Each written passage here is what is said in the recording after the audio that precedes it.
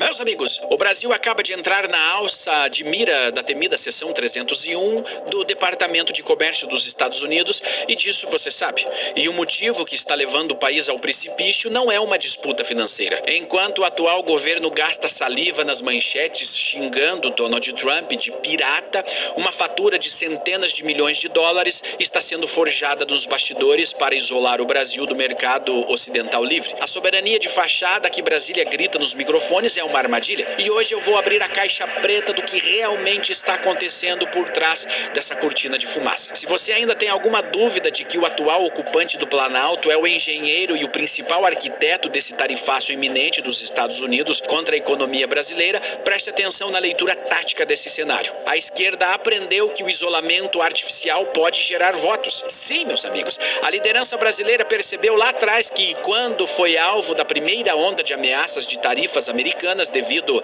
a restrições ao comércio livre ou por censura judicial do Supremo, o presidente subiu nas pesquisas internas de popularidade ao tentar se pintar como o herói que levantava a bandeira da soberania contra o imperialismo americano. E o que o Lula está tentando fazer agora, com a popularidade derretendo e a economia interna amargando juros altíssimos, é cavar uma falta. O plano de sobrevivência política da esquerda para a eleição de 2026 é cavar esse tarifaço internacional. Ele não vai parar até conseguir uma ação americana enérgica contra a economia do Brasil. Olhe para os dados frios das atitudes diplomáticas. Enquanto o governo brasileiro deveria estar negociando para salvar empregos, eles esvaziaram a mesa. O Planalto sequer mandou representantes de peso para participar das audiências públicas e comerciais fundamentais que aconteceram no Congresso americano. O líder do executivo abdicou de proteger o empresário brasileiro. E de forma surpreendente, quem viajou e se sentou na mesa em Washington para tentar proteger e representar as exportações do Brasil, blindando o produto nacional, foi o senador Flávio Bolsonaro, da oposição. E qual foi a resposta da esquerda? Bom, o atual governo brasileiro ativou seus assessores, disparou manchetes através da sua milícia digital e foi publicamente aos holofotes ofender Donald Trump de pirata. Ele é um pirata, gritava ele, no momento em que a economia nacional não suporta um mês de embargo de dólar. E por que o Planalto escolheu o termo pirata para ofender os Estados Unidos? É aqui que a verdadeira hipocrisia, a quebra de narrativa e aliança com a escória mundial se revela. O xingamento de pirataria feito por Brasília é uma tentativa de inverter as leis da gravidade. O pano de fundo disso é a guerra bruta e silenciosa que corre nas águas escaldantes do Oriente Médio. O Irã, aliado histórico dos sistemas socialistas da América Latina e do Foro de São Paulo, se apropriou militarmente pela força do Estreito de Hormuz. Essa não é uma via qualquer. O Estreito de Hormuz é a artéria jugular do globo. Por ali passa diariamente 20% de todo o petróleo consumido no planeta.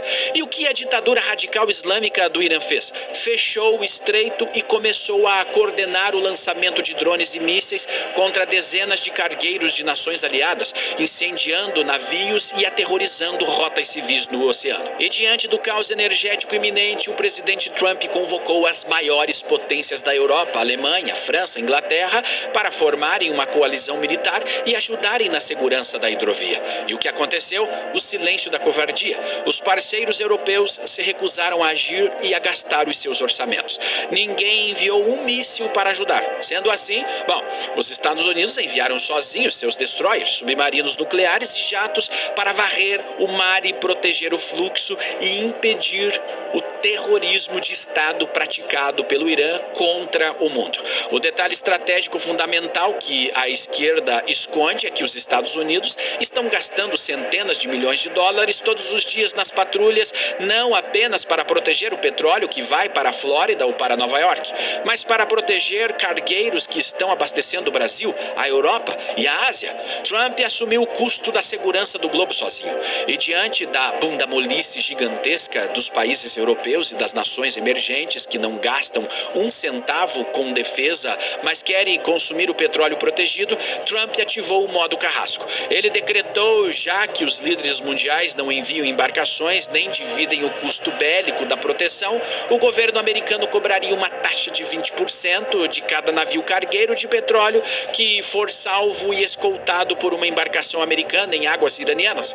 O objetivo tático tático e implacável de Trump é pressionar financeiramente esses governos a enviarem frotas para dividirem o fardo da guerra contra os fundamentalistas, punindo o silêncio da comunidade ocidental. Bom, Trump sempre joga alto para conquistar o que ele realmente quer e já adiantou que não vai mais cobrar a taxa, e sim fazer grandes acordos comerciais. Mas aí entra o paradoxo absurdo que corrompe a lógica. O atual ocupante do Planalto, de forma leviana, usa esse cenário de cobrança de taxa de segurança para xingar publicamente Trump de pirata. E aqui reside a tradução do impacto e a farsa do esquerdista globalista. Pirataria é o que a ditadura do Irã está fazendo: bombardear e sequestrar navios civis por pura extorsão e terror. A proteção militar tarifada do governo americano contra essas agressões chama-se prestação forçada de serviço de defesa. E a pergunta que fica é: o chefe do executivo brasileiro acusa Trump de ser pirata, mas você escutou ele usar esse tom alguma vez nos últimos meses para condenar o radicalismo islâmico do Ayatollah Khamenei e a Guarda Revolucionária por fecharem o estreito, por atacarem navios civis, por atacarem instalações civis nos países do Golfo, em Israel e no mundo todo? Você ouviu ele condenar abertamente os ataques aéreos brutais iranianos contra parceiros do próprio Brasil que também navegam pelo Golfo Pérsico? Nunca. O silêncio complacente dele enquanto chama um presidente americano de pirata e abraça moralmente um Estado radical que exporta terror escancara de que lado ideológico a esquerda atua. O globalista quer tudo, menos a soberania real do povo. Ele quer a aristocracia corrompida do próprio partido se retroalimentando do poder. Lula grita por soberania ao criticar a tarifa de segurança ocidental, enquanto ele próprio assinou o fatiamento e a entrega física das nossas terras raras para potências rivais, para a China, para a Rússia, e agora, para salvar o Moraes, está entregando ao Trump. A energia brasileira que você consome está sendo vendida aos pedaços. As terras raras do nosso solo, que sustentam o futuro militar da tecnologia global, foram escoadas para o monopólio da China. Os grandes complexos dos nossos portos oceânicos estão sendo dominados pela administração de Pequim. O Brasil está sendo rebaixado a mero papel de quintal estratégico da hegemonia asiática. E o mandatário no poder tem a audácia de posar para o mundo como o grande guardião da independência nacional. E antes de nós entrarmos na fase mais assustadora desse plano e vermos como o governo americano decretou guerra absoluta ao comunismo em tribunais mundiais, eu preciso que você preste muita atenção. O que nós fazemos e entregamos diariamente nesse canal não é reportagem superficial de entretenimento político. O que nós fazemos aqui é a espinha dorsal, analítica e a dissecação da guerra geopolítica real, que a imprensa tradicional finge não ver ou não tem a vocação técnica ou honestidade para investigar.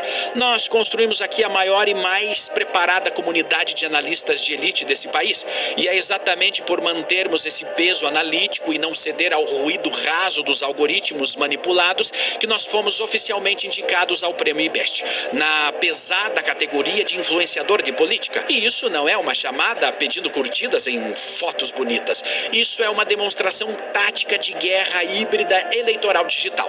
Nós precisamos mostrar o tamanho assombroso do exército que está atrás dessa barricada. E agora eu peço o teu voto nessa trincheira. O link oficial do campo de votação está posicionado permanentemente na descrição desse vídeo e cravado de forma irrevogável no topo do primeiro comentário fixado. Cancele o modo avião, saia do conforto por exatos 30 segundos e acesse o link. Deposite o peso do seu voto lá e consolide o poder da nossa central de inteligência no prêmio. A força foi contada. E você pode votar todos os dias até o dia 28 desse mês para nos manter no top 20 e no top 10. E aí nós nos classificaremos para a próxima fase. Que tal? Será que nós vamos ganhar esse prêmio e representarmos a maior comunidade de analistas do Brasil?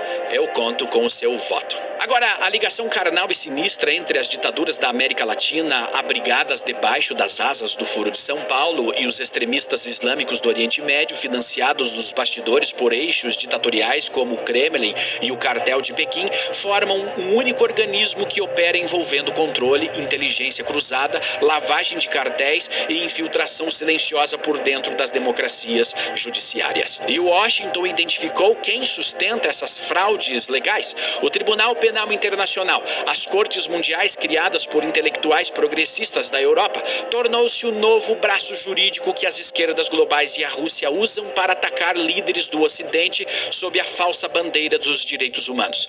O tribunal, que deveria existir para punir massacres hediondos, como por exemplo o que aconteceu no Irã, foi aparelhado até o núcleo para burocratas esquerdistas não eleitos, que criaram suas próprias burocracias globalistas intocáveis. A distorção moral da corte tornou-se tão absurda que, enquanto o governo islâmico tenta queimar nações, a corte da Europa caça e tenta ameaçar juízos americanos e generais de Israel pelo simples fato inalienável de eles se defenderem do banho de sangue em que eles foram jogados. O tribunal, no qual o Brasil vota junto e empossa juízes alinhados à mesma cartilha de desordem jurídica que o Planalto atual usa nas cortes supremas do próprio país, quer impor mandatos de prisão internacionais a americanos que sequer fazem parte do Estatuto de Roma, tratado originando em 98 e ativado no ano de 2002, do qual nenhum presidente americano na história assinou a ratificação. Eles querem a autoridade suprema e cega para julgar policiais, soldados de fronteira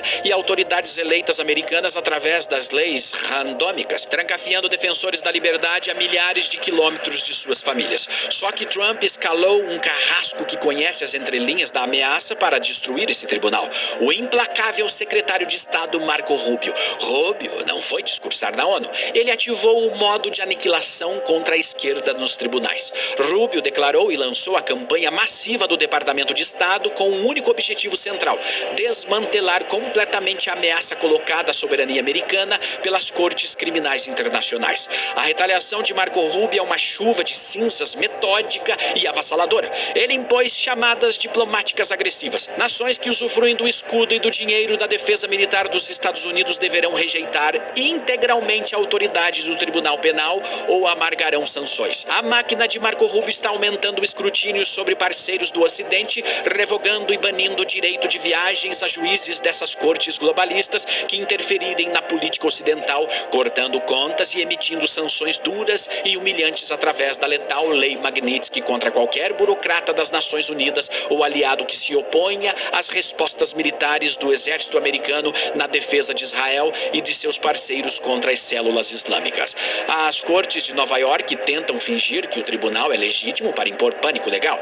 A esquerda chora e treme, acusando Trump de ser o fantasma ditador.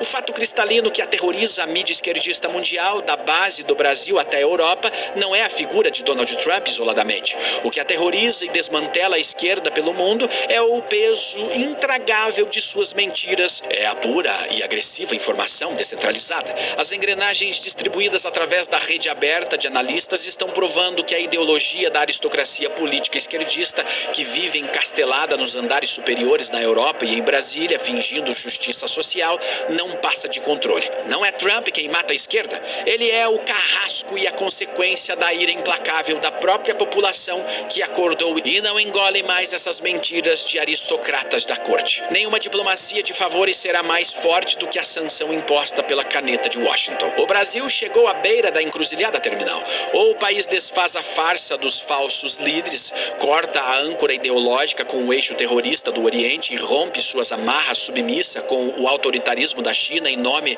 de uma parceria real com a economia americana, ou a cobrança de isolamento não custará apenas as rotas de navios, mas custará as veias vitais da nação, nos jogando definitivamente na vala solitária das ditaduras sob embargo letal da fúria ocidental liderada por Rubio. Eu quero agora que a nossa linha de frente, a nossa base intelectual, assuma a posse física deste espaço de diálogo.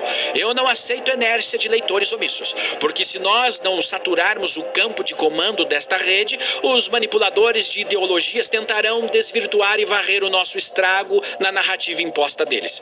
Desça para os blocos de comentários imediatamente e aplique as nossas duas palavras exatas que decretam e traduzem o veredito cirúrgico desta análise brutal de cenário na tela e definam a podridão escancarada de Brasília frente aos golpes mortais lançado contra as esquerdas de aliança mundial e cravadas agora. Digite agora, cavar o tarifaço e na sequência dispare o comando "O cerco fechou". E a regra da geopolítica serve para o mercado. Quem perde a narrativa, desaparece. Hoje a moeda moeda mais valiosa é a atenção. Disso você sabe.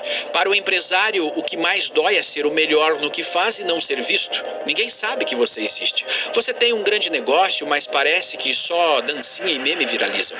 Eu já pensei assim, mas há 15 anos na TV e no rádio entendi que a autoridade depende de conteúdo e estratégia só.